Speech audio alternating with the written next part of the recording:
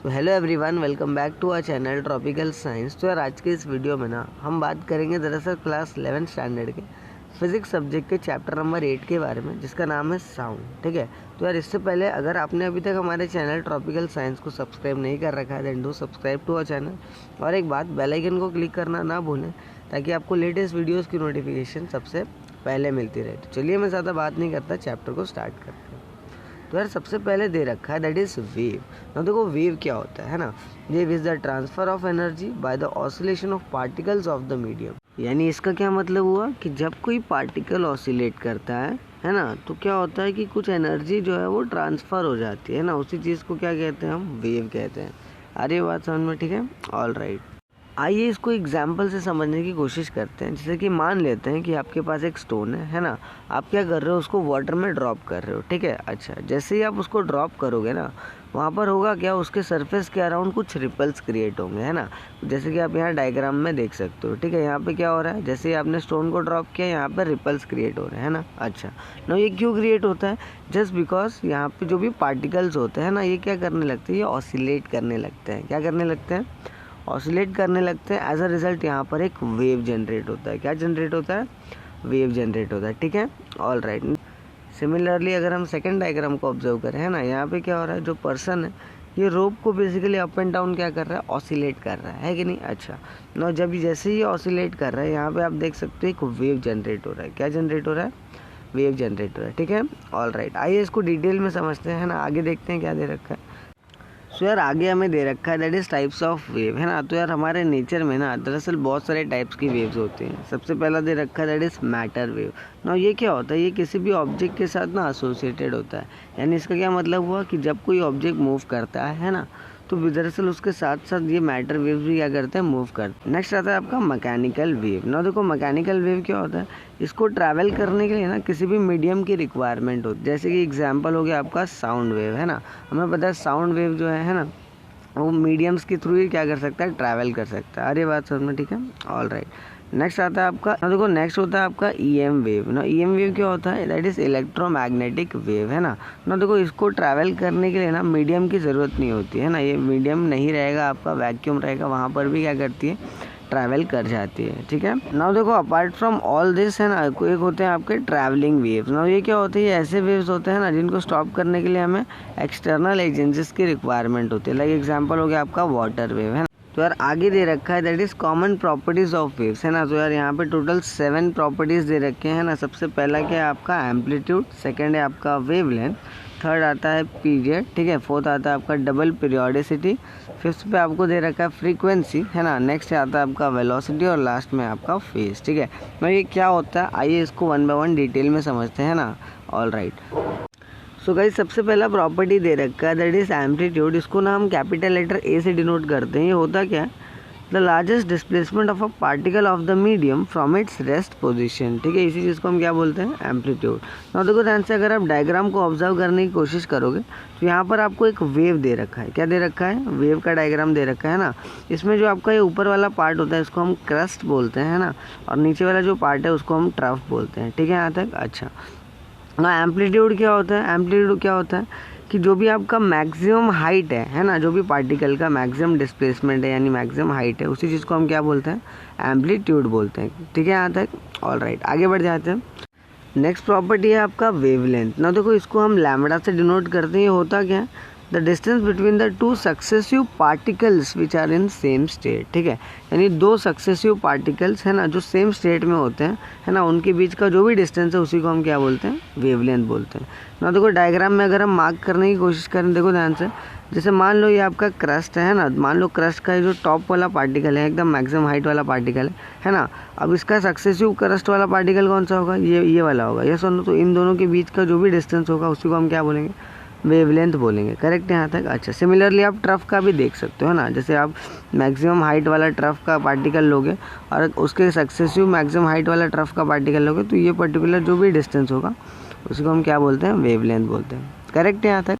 ना देखो ध्यान से, नेक्स्ट दे रखा है दैट इज़ पीरियड। ना देखो पीरियड को ना हम कैपिटल टी से डिनोट करते हैं। ये होता क्या है, the time required to complete one vibration by the particle of the medium is called period.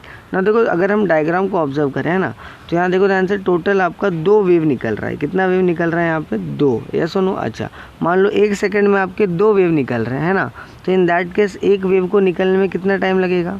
आधा सेकेंड लगेगा। यस सुनो, यानी यहाँ पीरियड कितना हो जाएगा? हाफ सेकेंड हो जाएगा। करेक्ट है यहाँ तक? All right. ना देखो इसका एक फॉर्मूला होता है। क्या होता है? कि इसका फॉर्मूला होता है, इसका फॉर्मूला होता है T is equals to 1/n। ये n क्या है यहाँ पे? n है आपका number of waves. Number of waves यानी आपका क्या हो गया? फ्रीक्वेंसी हो गया। करेक्ट है यहाँ तक? All right. सर नेक्स्ट दे रखा है that is double periodicity. Now ये क्या होता है? The displacement of particles are periodic in space as well as periodic in time. इसी चीज़ को हम क्या बोलते हैं? Double periodicity. जैसे कि देखो ध्यान से, पीरियोडिक इन स्पेस से हमारा क्या मतलब है कि आप अगर वेव को ऑब्जर्व करोगे है ना, तो वो एक इक्वल डिस्टेंस के बाद क्या होते जा रहा है? रिपीट होते जा रहा है। ये सुनो, देखो ध्यान से, जब उसका 1 ऑसिलेशन कंप्लीट हो गया तो जितना भी डिस्टेंस उसने ट्रैवल किया उतना ही डिस्टेंस उसको नेक्स्ट वेव कंप्लीट करने में लग रहा है। ये सुनो, यानी हम क्या बोल सकते हैं कि जो वेव है आपका वो क्या है? पीरियोडिक इन स्पेस है। ये सुनो, अच्छा। और सिमिलरली अगर हम टाइम की बात करें है ना, तो जितना टाइम जितना डिस्टेंस वो ट्रैवल कर रहा है ना, मान लो पहला वेव कंप्लीट करने के लिए जो भी उसको टाइम लगा है ना, तो उतना ही देखो ध्यान से सेकंड वेव को भी सिमिलर टाइम लग रहा है। यानी सिमिलर टाइम यानी सेम टाइम के बाद वो क्या होते जा रहा है? अपने आप को रिपीट करते जा रहे हैं। करेक्ट है यहाँ तक? All right. यानी हम क्या बोल सकते हैं? वो पीरियोडिक इन टाइम भी है। ये सुनो, अच्छा। नाउ इन्हीं दोनों पीरियोडिसिटी को हम क्लब करके साथ में क्या बोलते हैं? कि जो आपका वेव होता है वो क्या होता है? डबल पीरियोडिक होता है। ये सुनो, अच्छा। आगे बढ़ जाते हैं। सो फिफ्थ दे रखा है दैट इज फ्रीक्वेंसी। ना देखो फ्रीक्वेंसी को हम स्मॉल लेटर n से डिनोट कर रहे हैं ना ये होता क्या है? The number of vibration perform by a particle during each second. यानी 1 सेकेंड में जो आपका पार्टिकल है कितने वाइब्रेशन परफॉर्म कर रहा है, कितने ऑसिलेशन कर रहा है, उसी चीज़ को हम क्या बोलते हैं? फ्रीक्वेंसी बोलते हैं। जैसे आप यहाँ डायग्राम में देखो तो यहाँ पे आपका ये 1 ऑसिलेशन हो गया और ये यहाँ पे 2 ऑसिलेशन, यानी वो 1 सेकेंड में यहाँ कितने ऑसिलेशन कर गया?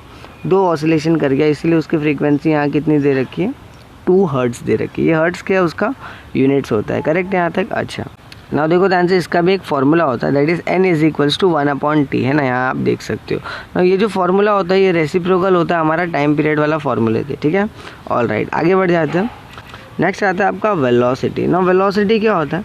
The distance cover by the wave per unit time is called velocity of the wave. यानी जो भी आपका वेव है ना, वो कितनी वेलोसिटी के साथ मूव कर रहा है ना, कितना अमाउंट ऑफ डिस्टेंस ट्रैवल कर रहा है 1 सेकेंड में, तो उसकी वेलोसिटी होती है। करेक्ट है यहाँ तक? है ना। जैसे कि मान लो यहाँ पे डायग्राम में मैंने वेलोसिटी कितना दिया है, अज्यूम कर लेते हैं वेव की वेलोसिटी क्या है? 2 मीटर पर सेकंड है ना। क्या दिक्कत है? ये 2 मीटर पर सेकंड क्या हो गया?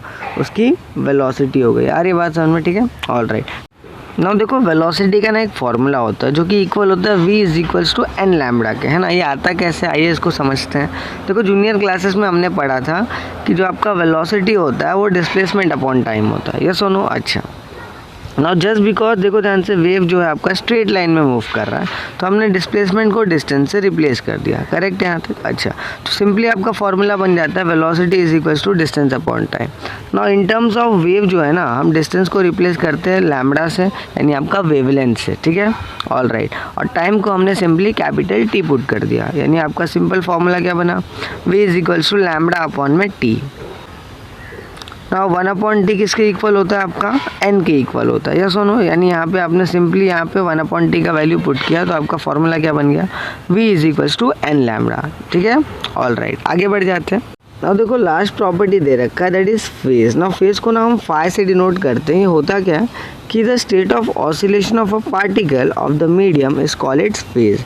यानी जो भी आपका पार्टिकल है ना, वो कौन से स्टेट में ऑसिलेट कर रहा है उसी को हम क्या बोलेंगे? उसका फेज बोलेंगे। ठीक है, ऑल राइट। जैसे कि आप यहाँ डायग्राम में देख रहे हो, यहाँ पे देखो ध्यान से 2 पार्टिकल मैंने मार्क कर रखे हैं, एक है आपका ए और एक है आपका बी, है ना। ये दोनों पार्टिकल देखो ध्यान से सेम स्टेट में, सेम स्टेट ऑफ ऑसिलेशन में, यानी ये साथ में ऊपर जाएंगे और साथ में नीचे आएंगे। करेक्ट है यहाँ तक? यानी इनका जो भी फेज है वो क्या है? सेम है। All right. now देखो अगर हम सेकंड डायग्राम को ऑब्जर्व करें, यहाँ पे देखो ध्यान से 1 सेकेंड मैंने 2 पार्टिकल मार्क कर रखे हैं आपका सी और डी, लेकिन देखो ध्यान से यहाँ पे दोनों का फेस क्या है? अलग अलग है, यानी डिफरेंट है, यानी ये लोग साथ में ऑसिलेट नहीं करेंगे। अरे बात समझ में? ठीक है, ऑल राइट। यानी इनका फेस क्या है? डिफरेंट है। ठीक है, आगे बढ़ जाते हैं। नाउ देखो नेक्स्ट टॉपिक दे रखा है दैट इज़ प्रोग्रेसिव वेव्स। तो यार प्रोग्रेसिव वेव्स को ही हम लोग ट्रैवलिंग वेव्स भी बोलते हैं ना। ये दरअसल दो टाइप के होते हैं। सबसे पहला होता है ट्रांसवर्स वेव, नेक्स्ट होता है आपका लॉन्जिट्यूडनल वेव्स। और देखो क्या होता है transverse wave, a wave in which particle of the medium vibrate in the direction perpendicular to the direction of propagation of wave is called transverse wave। यानी इसका सिंपल मतलब क्या है कि जिस भी पर्टिकुलर डायरेक्शन में आपका वेव ट्रैवल कर रहा है ना, ये पार्टिकल्स क्या करेंगे, पार्टिकल ऑफ द मीडियम जो है ना, वो परपेंडिकुलर डायरेक्शन में क्या कर रहे हैं, वाइब्रेट करते हैं। उसी चीज़ को हम क्या बोलते हैं, ट्रांसवर्स वेव। जैसे कि आप यहाँ डायग्राम में देख सकते हो, यहाँ पार्टिकल ऑसिलेशन कैसे कर रहे हैं, वाइब्रेट कैसे कर रहे हैं, अप एंड डाउन कर रहे हैं, ये सुनो। वाइल आपका वेव देखो ध्यान से स्ट्रेट लाइन में आगे की तरफ प्रोपगेट कर रहा है। आ रही बात समझ में, ठीक है, ऑल राइट। नाउ देखो सेकेंड वाला दे रखा है दैट इज लॉन्जिट्यूडनल वेव्स। इसमें क्या होता है, a wave in which particle of the medium vibrates in a direction parallel to the direction of propagation of wave is called, क्या बोलेंगे हम लोग, लॉन्जिट्यूडनल वेव्स। यानी यहाँ पे क्या होता है कि जिस डायरेक्शन में आपका वेव ट्रैवल कर रहा है उसी डायरेक्शन में देखो ध्यान से पार्टिकल्स जो हैं क्या करते हैं, वाइब्रेट करते हैं, ठीक है, ऑल राइट। उसी चीज़ को हम क्या बोलते हैं, लॉन्जिट्यूडनल वेव्स। ना देखो नेक्स्ट दे रखा है that is characteristics of transverse wave, है ना, जिसमें सबसे पहला क्या दे रखा है, मीडियम। ना देखो ध्यान से transverse wave need a medium to travel, है ना। ट्रांसवर्स वेव को यार ट्रैवल करने के लिए किसकी रिक्वायरमेंट होती है, मीडियम की रिक्वायरमेंट होती है। अच्छा, सेकंड प्रॉपर्टी क्या दे रखा है, प्रोड्यूस। क्या प्रोड्यूस करता है, it divides the medium into alternate crust and trough. यार देखो ऑब्वियस सी बात है, हमें पता है जब भी ट्रांसवर्स वेव ट्रैवल करती है ना, तो क्या करती है, अल्टरनेट क्रस्ट और ट्रफ क्या करती है, क्रिएट करती है, सुनो। अच्छा, थर्ड क्या दे रखा है, चेंज। थर्ड क्या दे रखा है, चेंज। ना देखो यहाँ क्या होता है कि does not change the pressure और डेंसिटी ऑफ द मीडियम। देखो बात बहुत ही सिंपल है ना, कि जब भी वो ट्रांसवर्स में आपकी ट्रैवल कर रही है ना, तो बेसिकली किसी भी मीडियम का जो भी प्रेशर होगा, जो भी डेंसिटी होगा, ये उसको अफेक्ट नहीं करेगा, ठीक है यहाँ तक। अच्छा, ना देखो नेक्स्ट दे रखा है दैट इज़ पोलराइजेशन। ना व्हाट इज़ पोलराइजेशन, देखो ध्यान से कि जब भी कोई आपका ट्रांसवर्स वेव ट्रैवल कर रहा है ना, तो देखो ध्यान से वहाँ जो भी मीडियम ऑफ पार्टिकल्स हैं वो ऑसिलेट करते हैं, ये सुनो। अच्छा, तो अगर हम उनके ऑसिलेशन को किसी भी पर्टिकुलर डायरेक्शन में रिस्ट्रिक्ट कर देते हैं तो उसी चीज़ को हम क्या कहते हैं, पोलराइजेशन। तो ट्रांसवर्स वेव्स के केस में हम उसको क्या कर सकते हैं, पोलराइज कर सकते हैं। इसलिए यहाँ क्या दिया, it can be polarise and medium must possess the elasticity of shape, ठीक है, ऑल राइट। आगे बढ़ जाते हैं, नेक्स्ट आता है आपका। सो नेक्स्ट दे रखा है that is characteristics of longitudinal waves, जिसमें सबसे पहला है आपका मीडियम, है ना। तो longitudinal waves need a medium to travel, ये सुनो, यानी इसको भी क्या है, मीडियम की रिक्वायरमेंट है ट्रैवल करने के लिए, करेक्ट है यहाँ तक। अच्छा, नेक्स्ट ये क्या प्रोड्यूस करता है, it divides the medium into alternate compression and rarefaction. यानी यहाँ पर देखो ध्यान से क्या होगा, आपका अल्टरनेट कंप्रेशन और रेरफैक्शन होगा, ठीक है यहाँ तक। अच्छा, नो चेंज की अगर हम बात करें तो इट चेंजेस द प्रेशर और density of the medium. No this is very interesting, listen carefully, कि जब ये वेव ट्रैवल करती है ना, तो ये बेसिकली किसी भी मीडियम का डेंसिटी हो गया या फिर प्रेशर हो गया, उसको क्या करती है, चेंज कर देती है, करेक्ट है यहाँ तक। अच्छा, नेक्स्ट पोलराइजेशन की अगर हम बात करें तो longitudinal waves can not be polarise, हम इसको पोलराइज नहीं कर सकते, यानी किसी भी एक यूनिक डायरेक्शन में रिस्ट्रिक्ट नहीं कर सकते, करेक्ट है यहाँ तक, ऑल राइट। आगे बढ़ जाते हैं। तो आगे इसी में हमें टॉपिक दिया है that is mathematical expression of a wave. यानी देखो ध्यान से वेव को हम इस एक्सप्रेशन से रिप्रेजेंट करते हैं, है ना, जो कि इसके इक्वल होता है y equals to A sine bracket में kx minus omega T plus phi, ठीक है। ये जो भी एक्सप्रेशन आपका यहाँ मैथमेटिकली बना है ना, इसको हम बोलते हैं mathematical expression of a wave. यहाँ पर जो भी आपका a है ना, ये क्या रिप्रेजेंट करता है, एम्पलीट्यूड को, जिसका ऐसा यूनिट आपको दिया है दैट इज़ मीटर, ठीक है, ऑल राइट। के क्या रिप्रेजेंट कर रहा है, वो आपका रिप्रेजेंट कर रहा है एंगुलर वेव नंबर, ठीक है, एंगुलर वेव नंबर, इसका ऐसा यूनिट क्या आपका, रेडियन पर मीटर। वाइल ओमेगा क्या रिप्रेजेंट कर रहा है, दैट इज एंगुलर फ्रीक्वेंसी, जिसका ऐसा यूनिट क्या है आपका, रेडियन पर सेकेंड, ठीक है, ऑल राइट। ना देखो नेक्स्ट टॉपिक दिया है that is speed of a travelling wave. हमें पता है ट्रैवलिंग वेव दो टाइप के थे, ट्रांसवर्स और लॉन्जिट्यूडनल। तो दोनों के केस में जो भी स्पीड है कैसे डिटरमाइन करते हैं, आइए उसको समझते हैं, है ना।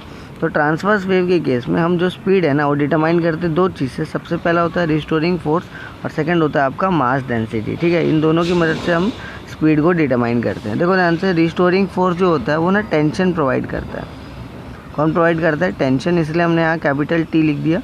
और आपका मास डेंसिटी जो है ना उसको आपने स्मॉल लेटर m लिखा है, जिसका वैल्यू कैपिटल M अपॉन में L के इक्वल है। ये सुनो, अच्छा, क्योंकि हमें पता है लीनियर मास डेंसिटी किसके इक्वल होता है? कैपिटल M अपॉन में L के इक्वल होता है। ठीक है, ऑल राइट। तो यहाँ पे आपने स्मॉल लेटर m से रिप्लेस कर दिया।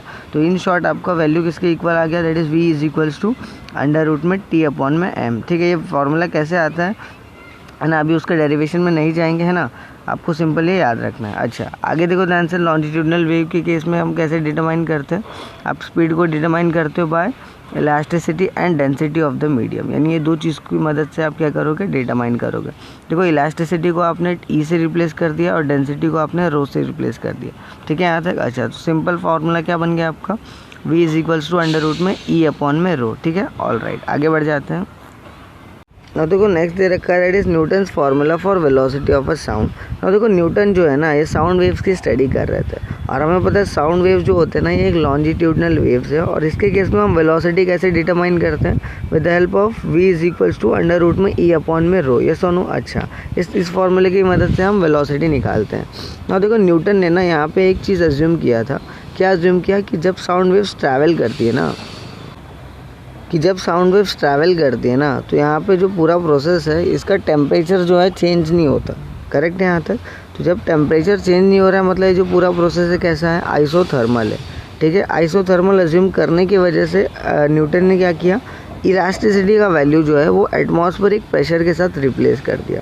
ठीक है यहाँ तक? ना देखो एटमॉस्फेरिक प्रेशर का एक और फार्मूला होता है जो कि इक्वल होता है, that is h into d into g के इक्वल होता है।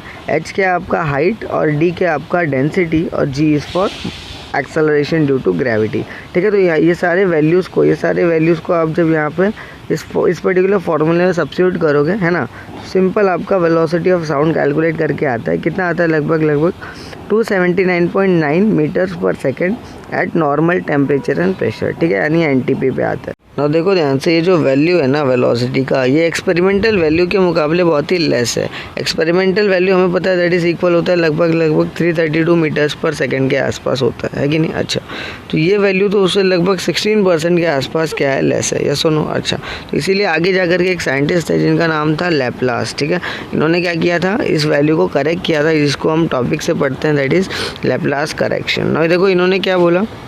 इन्होंने क्या बोला कि जब साउंड वेव्स ट्रैवल करते हैं, है ना, तो बेसिकली एक आइसोथर्मल प्रोसेस नहीं बल्कि एक एडियाबैटिक प्रोसेस है। कैसा है?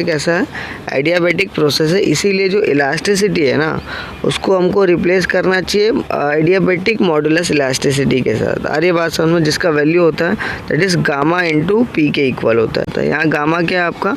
It is the ratio of CP/CV। आ रही बात समझ में? ठीक है, ऑल राइट। ये सारे वैल्यूज़ को ना जब आप यहाँ सब्स्टिट्यूट करोगे तो आपका सिंपल वेलोसिटी का रिलेशन बनेगा, that is v is equals to under root में गामा इंटू पी अपॉन में रो। ठीक है, ना ये सारे वैल्यूज़ को जब आप यहाँ सब्स्टिट्यूट करोगे फॉर्मूलेज में तो आपका वेलोसिटी कैलकुलेट करके आता है लगभग कितना आता है? Velocity is equals to 332.3 metres per second के आसपास आता है। ऑल राइट, आगे बढ़ जाते हैं। ना देखो नेक्स्ट दे रखा है that is factors affecting the speed of sound, यानी स्पीड ऑफ साउंड को कौन कौन से फैक्टर्स अफेक्ट करते हैं? टोटल 3 दे रखे हैं। सबसे पहला है that is effect of pressure, second है आपका इफेक्ट ऑफ टेम्परेचर, थर्ड है आपका इफेक्ट ऑफ ह्यूमिडिटी। यानी ये 3 फैक्टर्स किस तरीके से स्पीड ऑफ साउंड को अफेक्ट करते हैं, आइए उसको समझते हैं। तो सबसे पहले देखो ध्यान से, इफेक्ट ऑफ प्रेशर में हमें दे रखा है, हमें पता है velocity of sound according to Laplace किसके इक्वल होता है? दैट इज़ अंडर रूट में गामा इंटू पी अपॉन में रो के इक्वल होता है। ये सुनो, अच्छा, ना देखो हमें पता है रो क्या है आपका? डेंसिटी है। डेंसिटी का वैल्यू किसके इक्वल होता है? मास अपॉन वॉल्यूम के। तो जब ये वैल्यू आप यहाँ सब्स्टिट्यूट करोगे तो आपका सिंपल रिलेशन क्या बनता है? That is v is equals to under root में गामा इंटू PV अपॉन में कैपिटल M। ठीक है यहाँ तक? अच्छा, तो देखो PV जो होता है हमें पता है आइडियल गैस इक्वेशन के हिसाब से PV जो होता है इक्वल होता है आपका NRT के इक्वल होता है। ये सुनो, यानी आपका एक और रिलेशन बन जाता है, that is v is equals to under root में गामा इंटू NRT अपॉन में कैपिटल M। ठीक है यहाँ तक? ऑल राइट, तो इस तरीके से आप स्पीड ऑफ साउंड कैलकुलेट करते हो ना। देखो सेकंड फैक्टर दे रखा है that is effect of temperature, है ना। मान लो आप 1 नंबर ऑफ मोल के लिए, है ना, वेलोसिटी ऑफ साउंड कैलकुलेट कर रहे हो तो एट 0 डिग्री सेल्सियस उसका वैल्यू किसके इक्वल होगा, that is V0 is equals to under root में gamma into R into T0 upon में कैपिटल M के इक्वल होगा। यस सुनो। अच्छा, सिमिलरली अगर आप T डिग्री सेल्सियस पे निकालोगे तो ये आपका ये फॉर्मूला बन जाएगा। और सिंपली आपको दोनों का रेशियो लेना है ना, तो सिंपल आपका रेशियो क्या हो जाएगा, दैट इज़ V अपॉन में V0 is equals to under root में T अपॉन में T0, यानी सेम टर्म क्या हो जाएंगे, कैंसिल हो जाएंगे ना। ये देखो ये जो T0 है ये सेल्सियस में है कि नहीं, इसको केल्विन में कन्वर्ट करोगे कितना आएगा, 273 केल्विन आ जाएगा। और जो आपका T वाला है ना उसको आप क्या लिख सकते हो, 273 प्लस T के इक्वल लिख सकते हो ना। देखो ध्यान से 273 को आप यहाँ से सिंप्लीफाई करोगे तो क्या आ जाएगा, अंडर रूट में 1 प्लस T अपॉन में 273 है ना। तो ये जो 1 अपॉन में 273 है इसको हम आगे जाके अल्फ़ा से रिप्लेस करते हैं ना। अच्छा, अगर इसको आप फर्दर सॉल्व करोगे है ना तो क्या हो जाएगा, that is V is equals to V0 bracket में 1 प्लस अल्फ़ा T की पावर हाफ। ये स्क्वायर रूट था ना, इसको आपने पावर हाफ लिख दिया, ठीक है, ऐसा आप लिख सकते हो।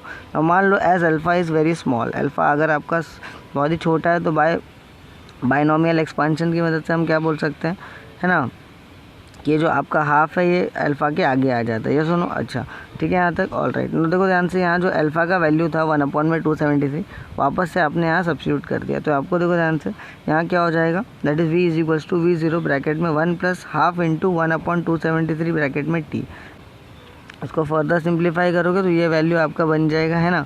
और हमें पता है V0 का वैल्यू किसके इक्वल होता है, that is 332 metres per second के इक्वल होता है। यहाँ आपने सब्स्टिट्यूट कर दिया है ना, इसको सॉल्व करोगे तो ये कितना आता है, लगभग अप्रॉक्सीमेटली इक्वल होता है, that is V is equals to V0 plus 0.61 into T के इक्वल आता है। तो ये आपका इस तरीके से वैल्यू कैलकुलेट होता है। सो नेक्स्ट दे रखा है that is effect of humidity, है कि नहीं। अच्छा ना, देखो ध्यान से ह्यूमिडिटी किस तरीके से स्पीड ऑफ साउंड को अफेक्ट करता है, आइए उसको समझते हैं। यहाँ पर क्या करना होता है कि आपको सिंपली वेलोसिटी का रिलेशन लिखना है, लेकिन आपको दो जगह लिखना है। सबसे पहला इन the case of moist air, है कि नहीं, और सेकंड आपका इन the case of dry air. एक बार आपने रिलेशन लिख लिया, है कि नहीं, तो आपको सिंपल उन दोनों का रेशियो लेना है कि नहीं, VM अपॉन में VD का रेशियो लेना है, जो कि किसके इक्वल हो जाएगा, अंडर रूट में रो D अपॉन में रो M के इक्वल हो जाएगा, क्योंकि सिमिलर टर्म्स क्या हो जाएंगे, कैंसिल हो जाएंगे। आ रही बात समझ में, ठीक है। सिंस यहाँ पे डेंसिटी ऑफ मॉइस्ट एयर जो होता है ना वो कम होता है basically density of dry air के मुकाबले, है कि नहीं। अच्छा, तो इसीलिए आपका सिंपल रिलेशन क्या बन जाएगा कि वेलोसिटी ऑफ मॉइस्ट एयर जो होता है वो ग्रेटर होता है as compare to velocity of dry air, ठीक है यहाँ तक, ऑल राइट। आगे बढ़ जाते हैं।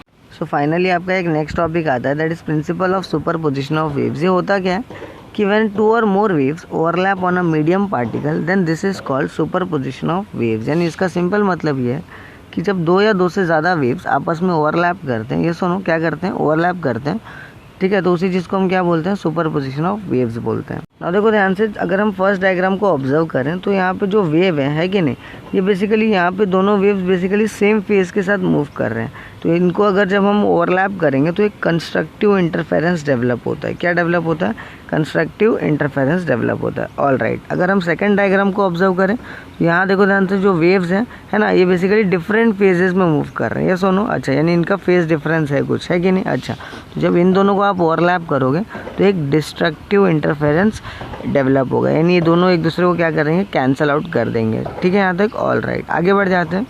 सो नेक्स्ट आता है that is reflection of sound. Now देखो ध्यान से, साउंड जो है ना ये रिफ्लेक्शन के दो लॉज को फॉलो करता है। सबसे पहला लॉ क्या बोलता है कि the angle of incident sound wave is equals to angle of reflected sound wave, यानी जितने एंगल पे साउंड वेव आया है उतने ही एंगल पे साउंड वेव जाएगा, यानी आपका θ1 इज इक्वल्स टू θ2 हो जाएगा, ये सुनो, ऑल राइट। सेकेंड देखो, सेकेंड लॉ क्या बोलता है कि the incident sound wave, the reflected sound wave and the normal all lies in the same plane, यानी ये जो आपका तीनों चीज़ है ना, यहाँ पे normal, incident sound wave, reflected sound wave, ये तीनों सेम प्लेन में लाई करता है, करेक्ट है यहाँ तक, ऑल राइट। आगे बढ़ जाते हैं। नाउ देखो एको क्या होता है, an echo is the repetition of original sound because of reflection from some rigid surface, यानी जैसे ही आप कहीं हिल स्टेशन पे जाते हो ना तो वहाँ पर अगर आप थोड़ा सा लाउडली बोलोगे तो आपका जो आवाज़ है ना वो रिपीट होता हुआ नज़र आता है, ये सुनो। अच्छा, जैसे अगर हमने बोला स्वीटी, है कि नहीं, तो आपको बार बार स्वीटी स्वीटी स्वीटी ऐसा सुनाई देगा, ये सुनो। अच्छा, ये जो एको है या तो आपको एक बार भी सुनाई दे सकता है या फिर मल्टीपल बार भी सुनाई दे सकता है। अगर आपको मल्टीपल बार सुनना है तो यहाँ पे आपने ये, आई थिंक ये आपका हिस्टोरिकल एक मॉन्यूमेंट है जिसका नाम है गोल घूमट, है कि नहीं, ये बेस्ट एग्जांपल है। यहाँ पे आपको एको मल्टीपल बार सुनाई देता है, ठीक है। अगर आप यहाँ कुछ भी बोलोगे आपको बार बार सुनाई देगा। ना देखो एको की दो कंडीशन है। सबसे पहली कंडीशन क्या है कि मिनिमम डिस्टेंस क्या होना चाहिए ऑब्जेक्ट और लिसनर के बीच में मिनिमम डिस्टेंस क्या होना चाहिए, दैट इज़ 17.2 मीटर्स के आसपास होना चाहिए। और साउंड जो है ना, it should take more than 0.1 second. 0.1 second से ज़्यादा का टाइम लेना चाहिए, तभी जा कर के आपको डिस्टिंक्ट एको सुनाई देगा। अदरवाइज़ आपका जो एको है ना, बार बार ओवरलैप कर जाएगा। करेक्ट है यहाँ तक? ऑल राइट, आगे बढ़ जाते हैं। नाउ देखो आगे आता है आपका रिवर्बरेशन। नाउ ये क्या होता है, when the sound waves gate reflected from the walls and roofs of the room multiple times which causes single sound to be heard not once but continuously, this is called reverberation। यानी इसका simple मतलब क्या है कि जब भी आपका sound waves है ना, जब वो वॉल्स या फिर रूफ्स ऑफ द रूम से क्या करता है, मल्टीपल टाइम्स रिफ्लेक्ट होता है ना, तो उसकी वजह से आपका सिंगल साउंड जो है ना, वो आपको बार बार सुनाई देता है, कंटिन्यूसली सुनाई देता है।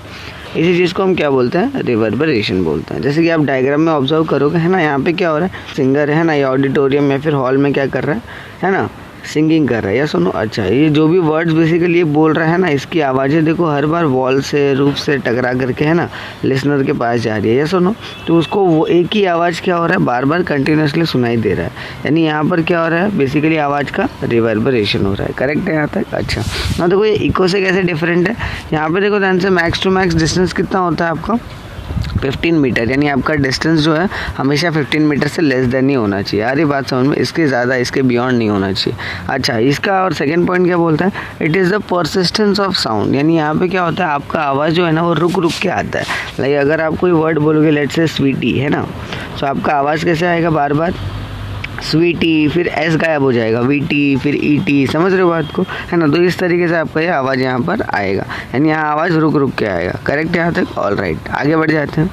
सो आगे आता है आपका acoustics. Now what is acoustics, ध्यान दो यहाँ पे, the branch of physics which deals with study of production, transmission and reception of sound is called acoustics. यानी ये फिजिक्स का ऐसा ब्रांच है ना, जो कि स्टडी करता है साउंड के प्रोडक्शन को, उसके ट्रांसमिशन को और उसके रिसीव करने को। आ रही बात समझ में? ठीक है, ऑल राइट। तो इसी चीज़ को हम क्या बोलते हैं, अकॉस्टिक। ठीक है, ना देखो एकॉस्टिक के ना हमारे डे टू डे लाइफ में बहुत सारे एप्लीकेशंस है ना। आइए इसको वन बाय वन करके समझते हैं। ठीक है, तो सबसे पहला दे रखा है, that is bats and dolphin use sound for migration. यानी देखो ध्यान से, बैट्स को या फिर डॉल्फिन को जब एक जगह से दूसरी जगह ट्रैवल करना होता है ना, तो ये लोग साउंड वेव्स का यूज़ करते हैं। करेक्ट है यहाँ तक? All right. सेकेंड यूजेस क्या दे रखा है, shock waves are use to splits the kidney stones. ना देखो शॉक वेव्स जो होते हैं आपके है ना, किडनी स्टोन्स को बेसिकली क्या करने के, स्प्लिट करने में यूज़ होते हैं। ठीक है, ऑल राइट। नाउ थर्ड वाला क्या दे रखा है, to create the image of an internal organ. यानी इंटरनल ऑर्गन का इमेज क्रिएट करने में भी हम लोग साउंड वेव्स का यूज़ कर रहे हैं। यार ये बात समझ में? ठीक है, यानी अल्टीमेटली किसकी बात करना चाह रहा है, सोनोग्राफी की बात करना चाह रहा है। ठीक है, ऑल राइट। फोर्थ वाला क्या दे रखा है, sonar is use to locate the under water object. ना देखो ध्यान से, सोनार टेक्निक जो होता है ना, इसकी मदद से हम अंडर वाटर ऑब्जेक्ट्स को लोकेट करने में भी यूज़ करते हैं। ठीक है, ऑल राइट। तो यहाँ पर भी अकॉस्टिक का एप्लीकेशन है। ठीक है, यहाँ तक? ऑल राइट, आगे बढ़ जाते हैं। सो नेक्स्ट आता है, that is qualities of sound. Total 3 type की क्वालिटीज़ आपको यहाँ दे रखी हैं। सबसे पहला होता है पिच, सेकंड होता है टिम्बर, थर्ड होता है आपका लाउडनेस। ना देखो सबसे पहले पिच क्या होता है, देखो ध्यान से, पिच जो होता है ना, ये बेसिकली फ्रीक्वेंसी पे डिपेंड करता है। किस पे डिपेंड करता है, फ्रीक्वेंसी पे। यानी ये होता क्या ultimately, it refers to the sharpness और श्रिलनेस ऑफ द साउंड। यानी आपका जो आवाज़ है कितना शार्प है, कितना श्रिल है, उसी चीज़ को हम क्या बोलते हैं, पिच बोलते हैं। ठीक है, यहाँ तक? अच्छा, ना देखो लड़कियों का जो पिच होता है ना, वो लड़कों के कंपैरिजन में क्या होता है, हाई होता है। अरे बात सुनो, ठीक है। वाइल आपका लड़कों का जो पिच होगा वो क्या होगा, थोड़ा सा लेस रहता है। अच्छा, ना देखो सेकंड क्वालिटी क्या दे रखा है, दैट इज टिम्बर। ना टिम्बर जो होता है ना, ये डिपेंड करता है क्वालिटी ऑफ साउंड पे। ठीक है, यानी ये क्वालिटी ऑफ साउंड पे डिपेंड करता है। ये होता क्या है, देखो ध्यान से, मान लेते हैं आपके किसी फ्रेंड का कॉल आ रहा है ना, आपको कैसे पता चलता है कि सामने आपका फ्रेंड मतलब फ़ोन पे बात कर रहा है कि नहीं, ये सुनो। अच्छा, वो आपको पता चलता है उसके वॉइस से, यानी उसके वॉइस की क्वालिटी से पता चलता है। अरे बात समझ में? ठीक है, इसी चीज़ को हम बोलते हैं टिम्बर। लाइक अगर मान लो है ना, आपके सामने कोई गिटार प्ले कर रहा है या फिर वायलिन प्ले कर रहा है ना, तो आपको कैसे रिकॉग्नाइज होता है कि अच्छा हाँ ये गिटार है, ये तबला है, ये वायलिन है। अरे बात समझ में? ठीक है, वो डिटरमाइन होता है with the help of its timber. ठीक है, ना देखो नेक्स्ट आता है आपका लाउडनेस। लाउडनेस है ना, ये आपका एम्पलीट्यूड पे डिपेंड करता है। ये होता क्या, अ phenomena that occurs when the amplitude of the sound wave changes. यानी जब भी आपका साउंड वेव्स का एम्पलीट्यूड चेंज होता है ना, उसी चीज़ को हम क्या कहते हैं, लाउडनेस कहते हैं। अरे बात समझो। ठीक है, अगर आप मान लो किसी तरीके से एम्पलीट्यूड को इंक्रीज़ कर दो है ना, तो आपका आवाज़ जो है वो लाउडर हो जाएगा, है ना, ज़्यादा तेज़ी से सुनाई देगा। वाइल अगर आप मान लो लाउडनेस एम्पलीट्यूड को कम कर दो, है ना, एम्पलीट्यूड को डिक्रीज़ करोगे तो आपका जो आवाज़ है वो सॉफ्टली सुनाई देगा, यानी आपका क्वाइटली सुनाई देगा। So I hope you get this. आगे बढ़ जाते हैं। आगे हमको देखो ध्यान से क्या दे रखा है। यहाँ पे हमको डिफरेंट लाउडनेस के वैल्यूज़ दे रखे हैं, जिसके करस्पॉन्डिंग ह्यूमन ईयर पे क्या इफेक्ट होते हैं, आइए इसको समझते हैं, है ना। तो सबसे पहली बात, लाउडनेस जो है ना, इसको हम डेसिबल्स में मेजर करते हैं। किस में मेजर करते हैं? डेसिबल्स में मेजर करते हैं। अगर मान लो आपका ये जो लाउडनेस है ना 70 डेसिबल्स के अराउंड हो गया, है ना, तो आपको अनकंफर्टेबल फील होना स्टार्ट हो जाएगा, ठीक है, यहाँ तक। अगर मान लो इसके ऊपर, इसके बियॉन्ड अगर आप ऊपर जाओगे, है ना, तो आपका ईयर जो है, ईयर ड्रम जो होता है ना, वो डैमेज भी हो सकता है, ठीक है। यहाँ तक आपको यहाँ पे दे रखा है, ऑलरेडी आप गो थ्रू कर सकते हो, है ना। हम आगे बढ़ जाते हैं। और देखो लास्ट टॉपिक दे रखा है, दैट इज ड्रॉपलेस इफेक्ट। ना ये क्या होता है? The apparent change in frequency of a sound due to the relative motion between the source and the listener is called Doppler's effect. यानी जब भी आपका फ्रीक्वेंसी में चेंज आता है due to relative motion between source and listener, उसी चीज़ को हम क्या कहते हैं? Doppler's effect. जैसे देखो यहाँ पे क्या है आपका, यहाँ पे एक ट्रेन दे रखा है ना, जब ट्रेन मूव करता है हमें पता है एक विस्लिंग साउंड आता है, या सुनो एक विसल का साउंड आता है ना। मान लो ये आपका लिसनर है, जो पर्सन है लिसनर है, ट्रेन जो है आपका सोर्स है ना। अच्छा, और ट्रेन जब मूव करेगा, है ना, जब ऑब्जर्वर यानी लिसनर की तरफ वो जब आ रहा है ना, तो जो विस्लिंग का साउंड है ना, उसका फ्रीक्वेंसी ना बढ़ जाता है, इंक्रीज़ हो जाता है, यानी उसका फ्रीक्वेंसी क्या हो जाता है? हाई हो जाता है। अरे बात समझो, ठीक है, ऑल राइट। ना मान लो अगर ऑन द अदर हैंड अगर हम बात करें, ट्रेन जो है आपका लिसनर से दूर की तरफ जा रहा है, ऑपोजिट डायरेक्शन में मूव कर रहा है ना, तो उस केस में उसका जो फ्रीक्वेंसी होता है ना, वो डिक्रीज़ हो जाता है, यानी लो हो जाता है। ऑल राइट, आगे बढ़ जाते हैं ना। देखो ध्यान से, आपका जो फ्रीक्वेंसी है ना, इसको चेंज करने के 3 तरीके हैं ना। सबसे पहला क्या हो सकता है कि जो आपका सोर्स है ना, वो मूव कर रहा हो। क्या कर रहा हो? वो मूव कर रहा हो, वाइल आपका जो लिसनर है वो क्या हो? बेसिकली स्टेशनरी हो। करेक्ट यहाँ तक? All right. सेकेंड पॉसिबिलिटी क्या है कि आपका लिसनर मूव कर रहा है वाइल आपका सोर्स क्या हो? स्टेशनरी हो। और थर्ड पॉसिबिलिटी यहाँ दे रखा है कि दोनों भी आपके मूव करने होने चाहिए, सोर्स भी मूव करना चाहिए और वाइल आपका लिसनर भी मूव करना चाहिए, ठीक है, ऑल राइट। ना देखो हर एक केस में आपका फ्रीक्वेंसी का वैल्यू कैसे आता है, देखो ध्यान से। पहले वाले केस में है ना, सोर्स जब मूव करता है तो उस केस में फ्रीक्वेंसी का वैल्यू आता है, that is n is equals to n0 bracket में v अपॉन में v माइनस vs। यहाँ vs क्या है? आपका वेलोसिटी ऑफ सोर्स, ठीक है। अब देखो सेकंड केस में फ्रीक्वेंसी कैसे आता है, that is n is equals to n0 bracket में v प्लस vl अपॉन में v, ठीक है, ऑल राइट। अब देखो थर्ड केस में फ्रीक्वेंसी का वैल्यू कैसे आता है, that is n is equals to n0 bracket में v plus minus vl upon में v माइनस प्लस vs, ठीक है। तो इस तरीके से वैल्यू आता है ना। और देखो यहाँ पे प्लस माइनस दो साइन दे रखे हैं ना। आपको अपर वाला साइन तब यूज़ करना है जब आपका जो सोर्स और लिसनर है ना, ये दोनों एक दूसरे की तरफ रिलेटिवली अप्रोच करें, है ना, तभी आपको अपर वाला साइन यूज़ करना है। वाइल अगर आपको लोअर वाला साइन कब यूज़ करना है, जब ये दोनों एक दूसरे से रिसीड करें। अरे बात समझ में, ठीक है, ऑल राइट। आगे बढ़ जाते हैं ना। देखो आगे दे रखा है, that is common properties between the Doppler effect in sound and light, ठीक है। ना देखो यार, ये जो ड्रॉपलर इफेक्ट है ना, ये लाइट के केस में भी वैलिड होता है ना। ना इन दोनों के बीच में क्या क्या प्रॉपर्टीज़ कॉमन है, आइए इसको समझते हैं। सबसे पहला क्या दे रखा है, that is whenever there is a relative motion between the listener and the source, the recorded frequency is different than the emitted frequency. ये बात देखो बहुत ही ऑब्वियस ही है ना। देखो ध्यान से, जो भी फ्रीक्वेंसी आपकी एमिट हो रही है ना, और जो भी फ्रीक्वेंसी आपकी रिकॉर्ड होती है, ये दोनों एक दूसरे से क्या होते हैं? डिफरेंट होते हैं ना। ये लाइट के केस में भी वैलिड है और साउंड के केस में भी वैलिड है। और देखो सेकंड पॉइंट क्या दे रखा है कि the recorded frequency is higher than the emitted frequency if there is a relative approach. यानी जो भी आपका सोर्स है और जो भी आपका लिसनर है ना, अगर वो दोनों एक दूसरे से रिलेटिवली अप्रोच कर रहे हैं ना, तो रिलेटिवली अप्रोच करेंगे तो क्या होगा? उनका रिकॉर्डेड फ्रीक्वेंसी जो होगा वो एमिटेड फ्रीक्वेंसी से हायर होगा। थर्ड केस में देखो क्या दे रखा है कि recorded frequency is lower if there is a relative recede, ठीक है। अगर मान लो जो सोर्स है और जो आपका लिसनर है ना, वो दोनों एक दूसरे से रिलेटिवली रिसीड कर रहे हैं ना, सो इन दैट केस क्या हो जाएगा? उनका रिकॉर्डेड फ्रीक्वेंसी लोअर हो जाएगा। नाउ देखो डी पॉइंट क्या बोलता है, इफ VL और VS are much smaller than the wave speed we can use VR as the relative velocity. In this case हम क्या लिख सकते हैं, delta L upon N is approximately equals to VR upon में V is approximately equals to delta lambda upon में lambda, ठीक है। तो ये सिंपल रिलेशन आपको ये याद रखना है। और देखो यहाँ पे डेल्टा N क्या है आपका, दैट इज ड्रॉपलर शिफ्ट, ठीक है यार। इसको हम change in the recorded frequency भी बोल सकते हैं। इसका वैल्यू इक्वल होता है that is mod of N minus N0, ठीक है यहाँ तक, ऑल राइट। वाइल आपका डेल्टा लैम्बडा क्या है, that is the recorded change in the wavelength. ठीक है, यहाँ तक ऑल राइट। तो इसको हम डेल्टा एन को हम सब्स्टिट्यूट करते हैं ना, इसका वैल्यू सब्स्टिट्यूट करते हैं, किसके इक्वल आता है, that is n minus n zero upon में n is approximately equals to v r upon में वी, है ना। इसको आप सिंप्लीफाई करोगे तो आपका सिंपल रिलेशन बनता है n का, that is n is equals to n zero bracket में 1 plus minus v r upon में वी। ठीक है, आपको ये सिंपल रिलेशन याद रखना है। अब देखो यहाँ पर भी आपका प्लस माइनस साइन आ रहा है ना, तो वंस अगेन अपर साइन को आप तब यूज़ करोगे जब दोनों में रिलेटिवली अप्रोच हो, है ना, और लोअर साइन को आपको तब यूज़ करना है जब दोनों में रिलेटिवली रिसीड हो। ठीक है, यहाँ तक ऑल राइट। नाउ देखो नेक्स्ट पॉइंट क्या बोलता है, if the velocity of source and observer are not along the same line, their respective components along the line joining them should be chosen for longitudinal Doppler effect and the same mathematical treatment is applicable. यानी इसका simple मतलब ये है कि जब आपका source का velocity और ऑब्जर्वर का वेलोसिटी अगर सेम लाइन में नहीं एक्ट कर रहा है ना, मान लो किसी एंगल पे एक्ट कर रहा है, तो उसका आपको क्या करना पड़ेगा, उसके वेलोसिटी का कंपोनेंट लेना पड़ेगा।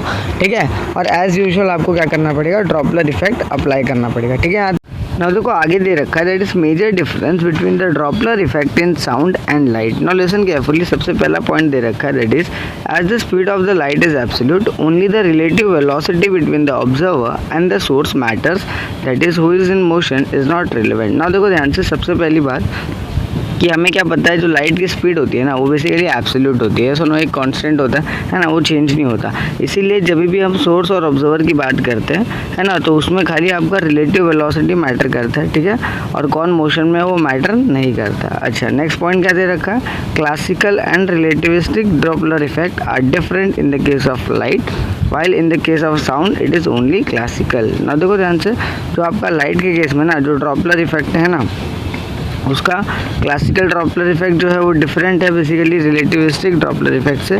वाइल अगर हम के साउंड की बात करें, है ना, तो ड्रॉपलर इफेक्ट क्या है आपका, क्लासिकल है। ठीक है, यहाँ तक ऑल राइट। ना देखो नेक्स्ट पॉइंट दे रखा है, for obtaining exact Doppler shift for a sound waves it is absolutely important to know who is in motion. ना देखो अगर आप ना ड्रॉपलर शिफ्ट कैलकुलेट करना चाहते हो साउंड वेव्स के लिए ना, तो आपको ये जानना बहुत ही ज़्यादा ज़रूरी है, ताकि कि कौन आपका मूव कर रहा है ना, लाइक ऑब्जर्वर मूव कर रहा है या फिर सोर्स मूव कर रहा है। ठीक है, ऑल राइट। ना देखो लास्ट पॉइंट दे रखा है, that is if the wind is present its velocity altars the speed of sound and hence affect the ड्रॉपलर shift. In this case component of the wind velocity that is VW is chosen along the line joining the source and the observer. इसका simple मतलब क्या हुआ कि मान लो आपका कोई wind वगैरह present है ना, तो वो क्या करता है, साउंड के स्पीड को अफेक्ट करता है ना। अब वो जब साउंड के स्पीड को अफेक्ट करेगा, यानी तो आपका ड्रॉपलर शिफ्ट है उसमें भी क्या आएगा, चेंजेस आएगा। ठीक है, यहाँ तक ऑल राइट। अब देखो ध्यान से, जब भी आपका विंड प्रेजेंट हो तो आपको क्या करना पड़ेगा, विंड का कंपोनेंट लेना पड़ेगा, जिसको हम VW से रिप्रेजेंट करते हैं ना, और ये आपको उसका कंपोनेंट कहाँ लेना पड़ेगा, along the line joining the source and the observer. यानी जिस भी लाइन में आपका सोर्स और ऑब्जर्वर ज्वाइंट रहेंगे, उस लाइन के अबाउट आपको क्या करना पड़ेगा, विंड वेलोसिटी का कंपोनेंट लेना पड़ेगा और सिंपली उसको एल्जेब्रिकली ऐड करना पड़ेगा। ठीक है, यहाँ तक ऑल राइट। तो इस तरीके से आप यहाँ देख सकते हैं। So that's it from my side, आज के इस वीडियो में इतना ही, है ना। आई होप आपको सारे टॉपिक्स क्लियर होंगे। इन केस अगर आपको कोई चीज़ नहीं समझ में आती है तो आप वीडियो को रिवाइंड करके देख सकते हो, है ना। अगर आपको वीडियो अच्छा लगा then hit the like button, subscribe to our channel. मिलते हैं नेक्स्ट वीडियो में, तब तक के लिए थैंक यू।